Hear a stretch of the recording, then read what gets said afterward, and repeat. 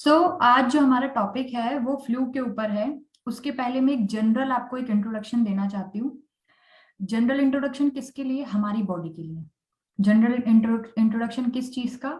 हमारी बॉडी का, हमारे इन्वायरमेंट का। आज जो हमारा टॉपिक है उसके पहले बात करने से पहले मैं आपको बताना चाहती हूँ कि किस तरीके से हमारी जो बॉडी है वो बनी हुई है। हमारी बॉडी जो है, शरीर, हमारा इंसान का जो शरीर है वो किस तरीके से, किन किन चीजों से मिलके बना हुआ है। ठीक है।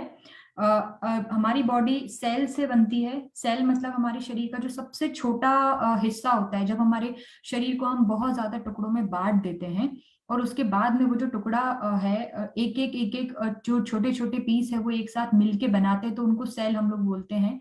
सेल जो है, बहुत सारे सेल जब आपस में जुड़ जाते हैं तो वो बनाते हैं टिश्यू।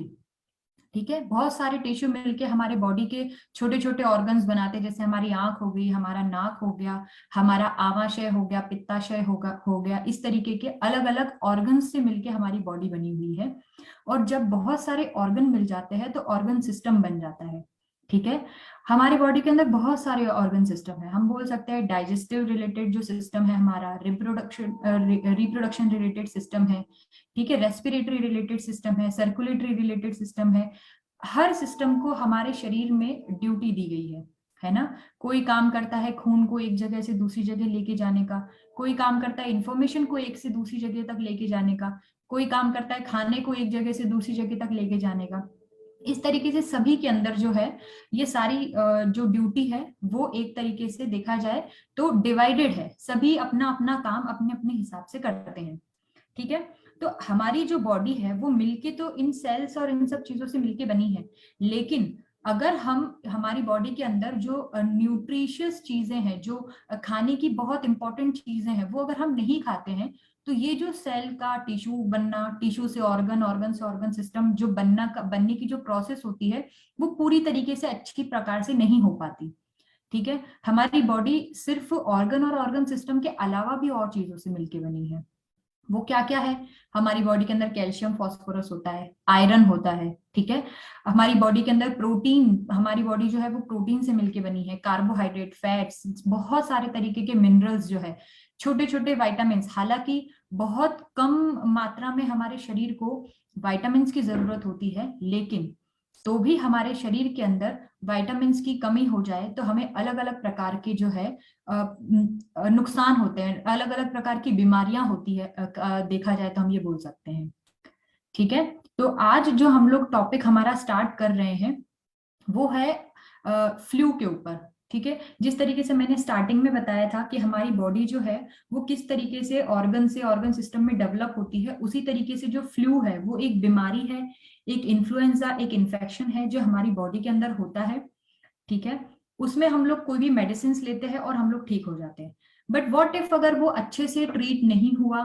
क्या हुआ अगर वो ज्यादा बढ़ गया? हमें क्या करना चाहिए, हम क्या कर सकते हैं? ये सभी जो चीजें हैं इस चीज के ऊपर पूरी तरीके से निर्भर करती है। हमारी बॉडी, पुराने समय में अगर हम देखें तो हमारा जो शरीर था वो स्वस्थ था, क्योंकि हम एक्सरसाइज करते थे, हम बहुत दूर दूर तक वॉक करते थे, हमारे पास मोटरसाइकिल, कार, ये सारी चीजें जो व्हीकल्स वगैरह है वो सफिशिएंट नहीं थे। तो हम लोग हमारा फिजिकल वर्क करते थे, हमारा काम भी उसी तरीके का होता था। प्लस हमारा जो खान पान था वो भी बहुत अच्छा हुआ करता था, हमें बहुत प्योर चीजें और बहुत एकदम प्यूरेस्ट फॉर्म में हमें वो जो चीजें थी वो मिलती थी खाने के लिए, चाहे वो वेजिटेबल्स हो गई, चाहे वो वाटर हो गया, चाहे कोई भी चीज जो हम भी बना करके खाना खा रहे हैं। लेकिन आज के समय में इतने सालों बाद क्या हो रहा है हमारी बॉडी के साथ में? हम हमारी सेडेंटरी लाइफ जो है वो जी रहे हैं। हम पूरी तरीके से खुद के ऊपर ना होकर मशीनों के ऊपर निर्भर करते हैं। पूरे समय कुर्सी पे बैठे रहते हैं, पूरे समय पलंग पे लेटे रहते हैं, बिल्कुल भी वॉक नहीं करते हैं, घूमने नहीं जाते हैं, एक्सरसाइज नहीं करते हैं। तो इस तरीके की जो सेडेंटरी लाइफ है ये हमारे जीवन में हमको देखने के लिए मिलती है। प्लस जो खाना हमें मिलना चाहिए, जो न्यूट्रिशन हमें मिलना चाहिए, जिसकी वजह से हमारी पूरी बॉडी जो है वो न्यूरिश होगी, वो हमें नहीं मिलता। जो हमें विटामिन्स लेने चाहिए वो हम नहीं लेते, जो हमें मिनरल्स लेने चाहिए वो हम नहीं लेते हैं। तो कुल मिला के जहां पे बात आती है, इस चीज की आती है कि हमें ऐसा क्या न्यूट्रिशन लेना चाहिए, हमें ऐसा क्या खाना चाहिए सो दैट हमारी जो बॉडी है वो मजबूत हो और हमें हमारे जो जो भी बीमारियां हैं, कोई भी इन्फेक्शन है, उससे बचने में हमारी मदद करे, और अगर हमें बीमारी हो गई है तो उससे लड़ करके और उससे जीतने में मदद करे। ठीक है, तो जो भी गलत डाइट है, जो भी गलत एक्सरसाइजेस है, ये सारी चीजों को हमको इम्प्रूव करना है। Let's come to the next point, क्या है? एनवायरमेंट। जो हमारा एनवायरमेंट है वो इस तरीके का हो गया है, पोल्यूशन जहां भी देखें, क्योंकि व्हीकल्स हैं, जो एयर है वो नहीं मिल रही है हमें, प्रॉपर प्योर एयर नहीं मिल रही है, तो इसकी वजह से हमारे लंग्स, हमारा जो सांस लेने वाला जो सिस्टम है वो पूरी तरीके से इफेक्ट हो रहा है और हमें बीमारी हो रही है। ठीक है, तो आज का जो टॉपिक है वो फ्लू है।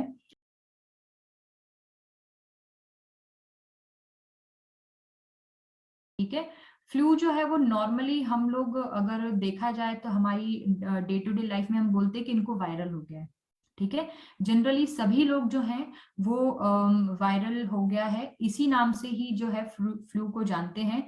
इसको इन्फ्लुएंजा बोलते हैं, इन्फ्लुएंजा वायरस का नाम है। ठीक है, बैक्टीरिया की वजह से भी हो सकता है, वायरस की वजह से भी हो सकता है, किसी भी कारण से कुल मिला के आपको अगर इन्फेक्शन हो रहा है कहाँ पे, या तो आपके नाक में हो रहा है, या आपके गले में हो रहा है, या फिर आपके लंग्स में हो रहा है। ठीक है, जो कि आपके रेस्पिरेटरी सिस्टम के ही पार्ट है।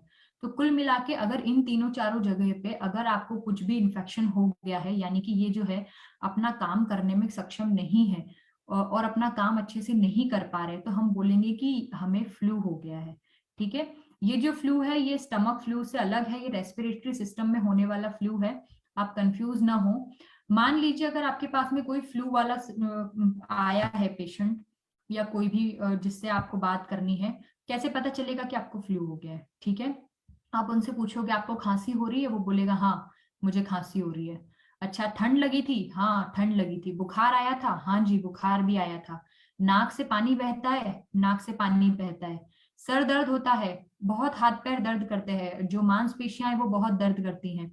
तो जरूरी नहीं है कि सारी चीजें किसी इंसान में मिले, हो सकता है कि दो तीन भी मिल सकती है, ये भी हो सकता है कि ये सारी मिल सकती है। लेकिन अगर ये सभी चीज उनको मिल रही है, और अगर वो किसी चीज से एक्सपोजर में आए हैं, जैसे वो हॉस्पिटल गए हैं, या कोई भी, जैसे आपके घर में अगर किसी को फ्लू हो गया है तो आप उसकी वजह से भी कांटेक्ट में आ सकते हैं।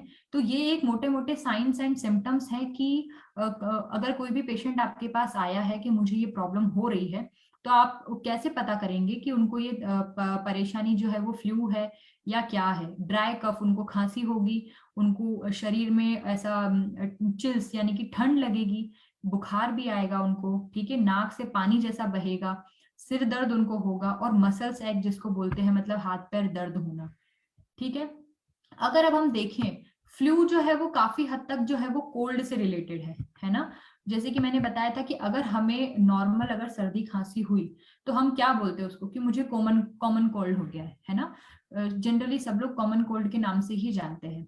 तो कोल्ड क्या होता है, जो हमारे सारे सिम्टम्स है वो माइल्ड होते हैं, हल्की सी थकान होती है, ठीक है, हल्का सा बुखार आता है, बहुत ज्यादा सीवियरिटी नहीं होती। लेकिन जब फ्लू होता है तो उसमें जैसे वायरस से हुआ है, या नाक बह रही है, गले में खराश हो जाएगी।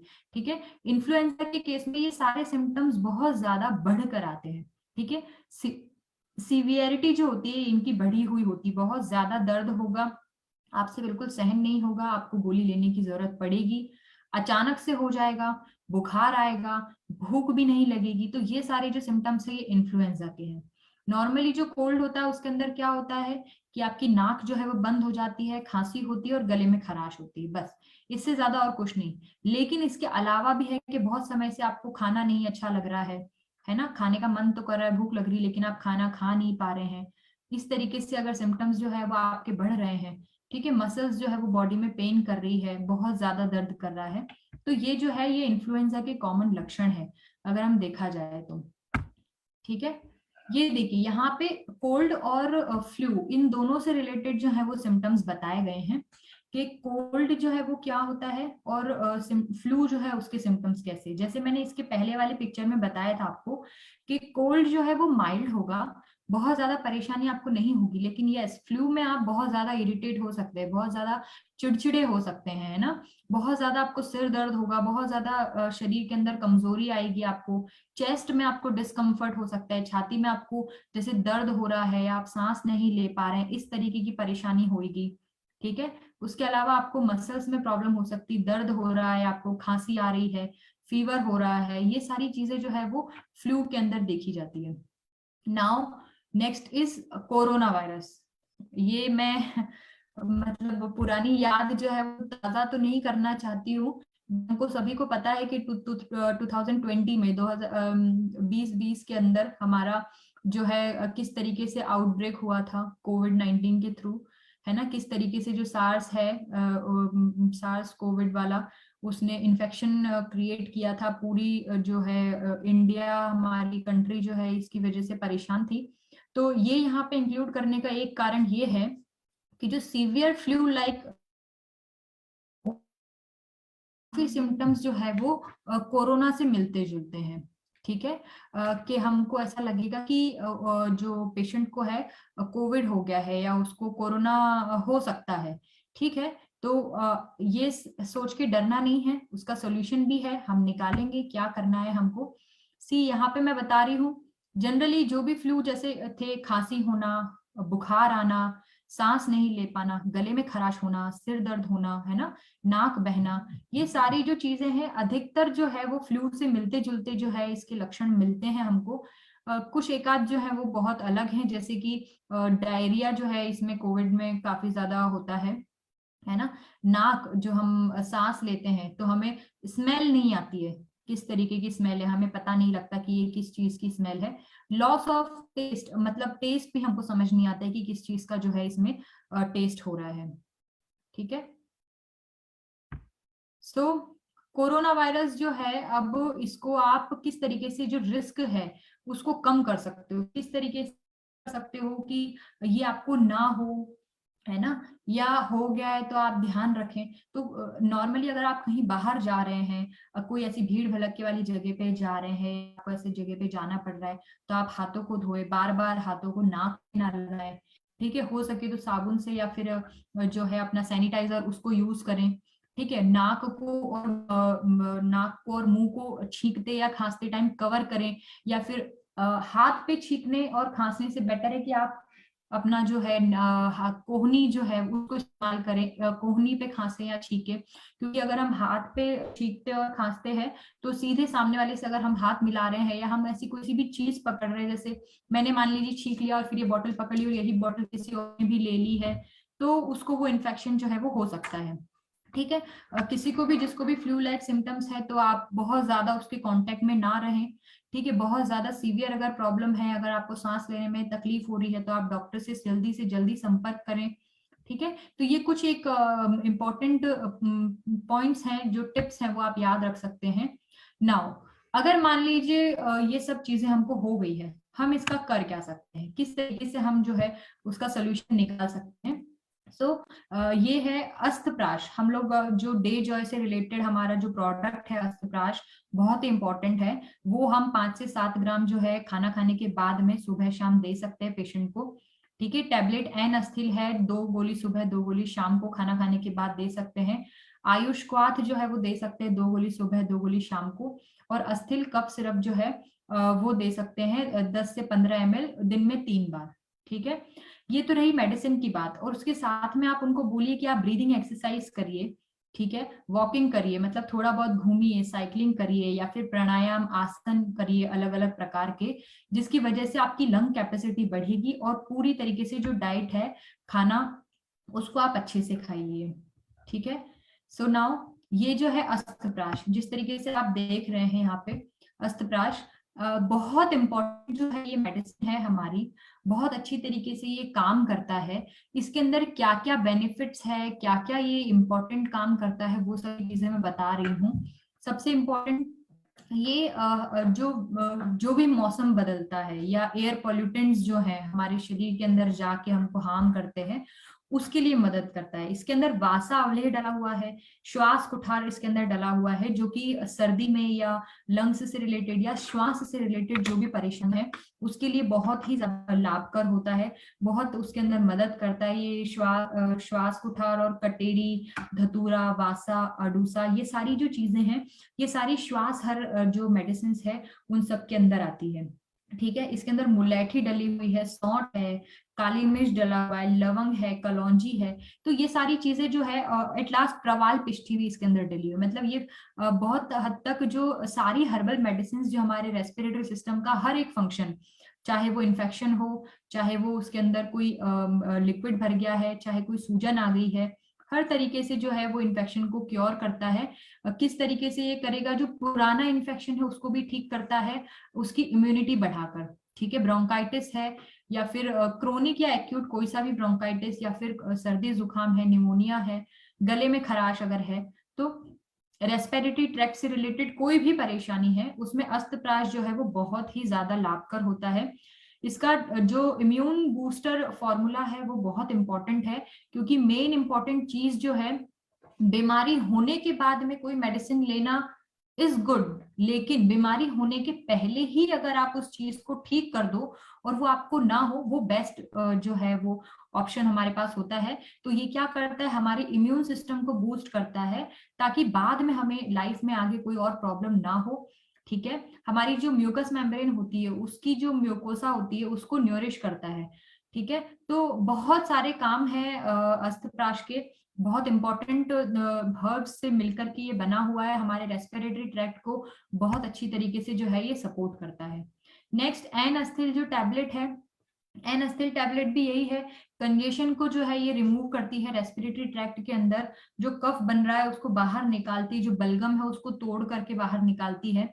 ये एक तरीके से ब्रोंको डायलेटर का काम करती है। ब्रोंको डायलेटर क्या होता है कि जैसे कि मैंने स्टार्टिंग के स्लाइड में बताया था कि इस तरीके की जो पाइप है वो बन करके हमारे लंग्स तक जा रही है। ठीक है, किन्हीं कारणों की वजह से इसके बीच का ये जो जगह है, ये जगह कम हो गई।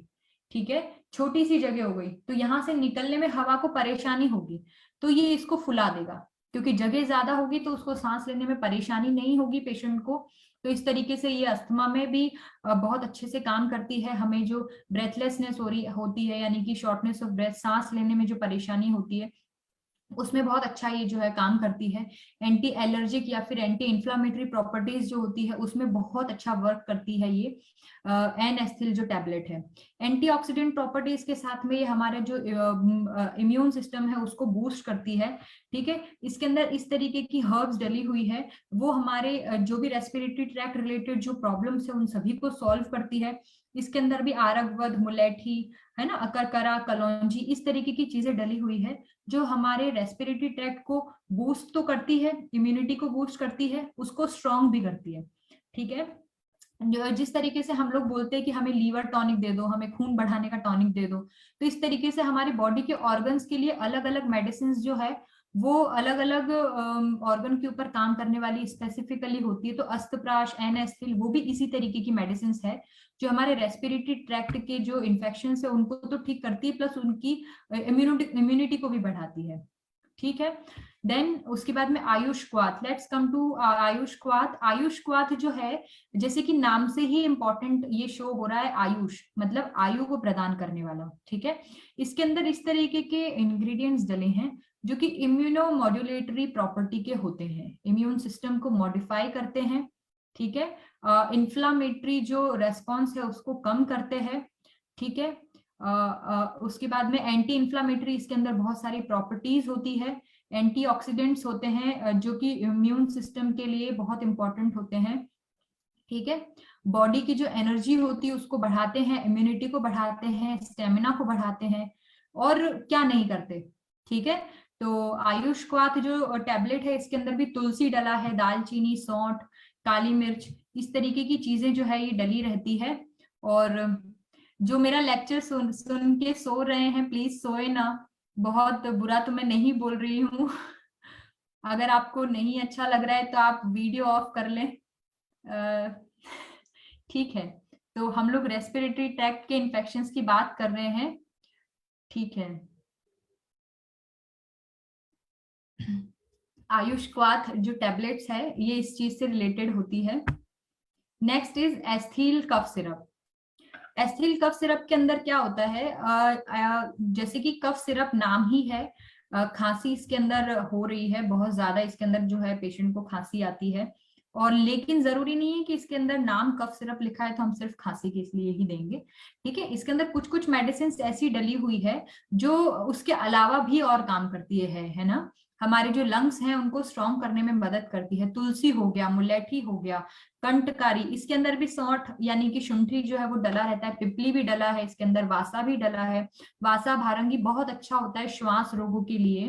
ठीक है, किस तरीके से ये हमारी बॉडी के अंदर जो भी कफ बन रहा है उसको तोड़ के बाहर निकालता है। सूखी खांसी अगर है तो उसको भी रिलीफ जो है वो देता है। मुलेठी बहुत अच्छी होती है ना। आप चाहे तो मुलेठी का एक छोटा सा जो टुकड़ा रहता है, कभी अगर आपको सूखी खांसी हो रही है तो मुलेठी का एक छोटा सा टुकड़ा मुंह में रख के चूसिए, तो उसकी वजह से क्या होगा कि हमारी बॉडी थ्रोट के अंदर जो एक छोटा सा इरिटेशन होता है, कांटा चुभता है इस तरीके से, वैसी वाली फीलिंग नहीं आएगी, और उसकी वजह से जो कफ रिफ्लेक्स है वो नहीं आता है।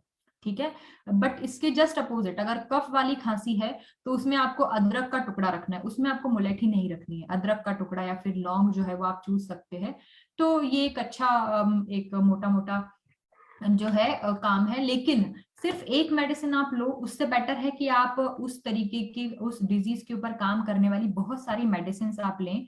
ठीक है, तो ये जो मेडिसिन है, ये जो अपना अस्थील कफ सिरप है, ये एक तरीके का मिक्सचर ऑफ मेडिसिन है जिसमें बहुत सारी जो है वो मेडिसिन आती हैं। Let's come to the topic again. तो हमें चाहिए क्या? हवा। जो चीज जिस चीज से मिलके बनी है हमें वही प्रोवाइड करवानी है, वो भी फ्रेश।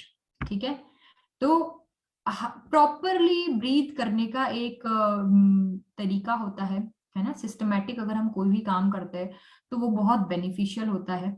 हमें एक काउंट टू 5 में एक इनहेल करना है कि हम सांस ले रहे हैं 1 to 5 काउंटिंग तक, फिर हमने अपनी ब्रेथ को वहीं रोक के रखना है, काउंटिंग 3 तक करेंगे तब तक, और फिर आफ्टर दैट हम 5 तक काउंटिंग करेंगे और फिर उसको वापस से हमारी बॉडी से हवा को बाहर निकाल देंगे।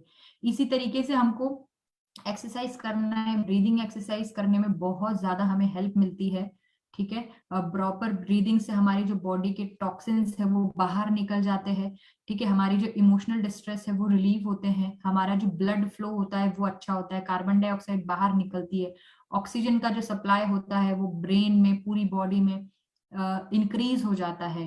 ठीक है, टेंशन जो रहती है वो रिलीज होती है, हम कोई भी डिस्ट्रेस से है, कोई डिप्रेशन में है, वो इंप्रूव होता है। और क्या नहीं होता है अगर हम प्रॉपरली ब्रीदिंग एक्सरसाइज करेंगे तो। जरूरी नहीं है कि आप टाइम निकाल के ब्रीदिंग एक्सरसाइज करें, बट कॉन्शियसली बैठ के जब आप सांस अंदर ले रहे हैं और सांस बाहर छोड़ रहे हैं, तो कॉन्शियसली का मतलब ये कि आपको पता होना चाहिए कि मैंने सांस अंदर ली, मैंने सांस होल्ड किया और फिर उसके बाद मैंने सांस को बाहर निकाला। ठीक है, तो ये एक मैंने आपको एक आइडिया बताया है कि किस तरीके से ये करते हैं। बाकी हम क्या कर सकते हैं, अनुलोम विलोम हम कर सकते हैं, इसके बारे में मैं पहले भी लेक्चर्स में बता चुकी हूँ। और आप यहाँ पे देख सकते हैं कि किस तरीके से हम एक नॉस्ट्रिल बंद करेंगे, एक नॉस्ट्रिल से हम इनहेल करेंगे, फिर दूसरे वाले नॉस्ट्रिल से एक्सहेल करेंगे और फिर उसी से वापस इनहेल करेंगे और फिर एक्सहेल करेंगे। ठीक है, तो इस तरीके से हम लोग अनुलोम विलोम प्राणायाम जो है उसको हम ऐड कर सकते हैं हमारी लंग कैपेसिटी को बढ़ाने के लिए, लंग्स की हेल्थ को बढ़ाने के लिए। ठीक है, कपाल भाती जो है, कपाल भाती को हम ऐड कर सकते हैं बॉडी के अंदर किसी भी तरीके से जो है काम करने के लिए, इम्प्रूव करने के लिए हमारी सिर्फ रेस्पिरेशन कैपेसिटी के अलावा भी और काम करता है कि ये डाइजेस्टिव सिस्टम को भी इम्प्रूव करता है, जो हमारी कुंडलिनी शक्ति है उसको बढ़ाता है, कंसंट्रेशन को बढ़ाता है, ब्लड शुगर लेवल जो है उसको रिड्यूस करता है, या फिर बोले तो उसको बैलेंस करता है। हमारे ब्रेन, माइंड हेयर इन सभी के लिए जो है यूजफुल है, हार्ट के लिए बहुत यूजफुल है। ठीक है, तो हम ये कर सकते हैं। आसन प्राणायाम में हम भुजंग आसन बोल सकते हैं उनको करने के लिए कि भुजंग आसन करिए। देखिए किस तरीके से लेडी जो है भुजंग आसन कर रही है, उसकी पोजीशन। पश्चिम उत्तान आसन के लिए बोल सकते हैं, जो नीचे नीचे जो है बना हुआ है फोटो, पश्चिम उत्तान आसन के लिए। ठीक है, तो ये इस तरीके से कुछ कुछ तो भी एक्सरसाइजेज और योगा है। एंड फाइनली जो है ये देख लीजिए आप, जो फोटो मैंने डाला है इसका एक तरीके से मीम आप बोल सकते हैं कि क्या रीजन है ये डालने का, कि सांस जब आप अच्छे से लेंगे तो आपके जो लंग्स हैं वो एक ऐसा गिफ्ट आपके ब्लड को देंगे कि वो आपकी बॉडी के लिए पूरी तरीके से बेनिफिशियल होगा। ठीक है,